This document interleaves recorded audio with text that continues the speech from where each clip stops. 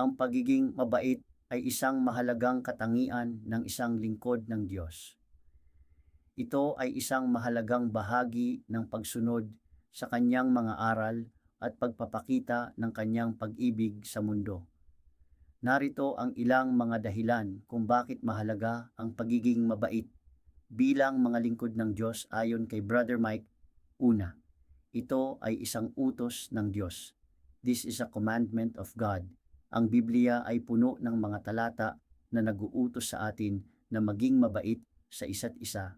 Halimbawa, sinasabi ng San Mateo chapter 5 verse 16, "Magningning ang inyong ilaw sa harap ng mga tao, upang makita nila ang inyong mabubuting gawa at luwalhatiin ang inyong Ama na nasa langit."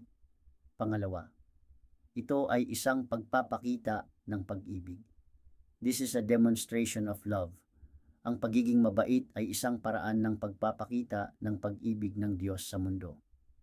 Ang 1 Juan chapter 4 verse 7 to 8 ay nagsasabi, "Mga minamahal, mahalin natin ang isa't isa, sapagkat ang pag-ibig ay mula sa Diyos.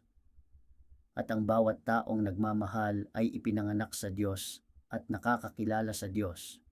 Ang hindi nagmamahal ay hindi nakakakilala sa Diyos, sapagkat ang Diyos ay pag-ibig."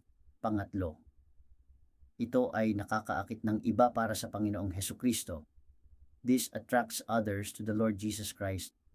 Ang ating mga gawa ay nagsasalita ng malakas kaysa sa ating mga salita. Kapag tayo ay mabait at mapagmahal, ito ay maaaring makaakit ng iba kay Kristo.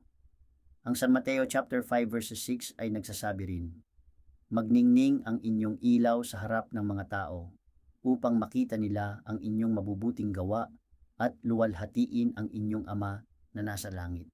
Pang-apat, ito ay nagpapabuti sa mundo. It makes the world better. Ang pagiging mabait ay nagpapabuti sa mundo sa pamamagitan ng pagpapalaganap ng pag-ibig, kapayapaan at pagkakaisa. Ako po si Brother Chris, ayon po kay Brother Mike.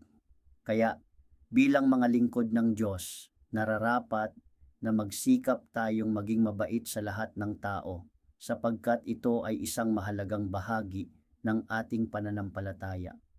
Thanks God, purihin ang Diyos. Hallelujah. Amen.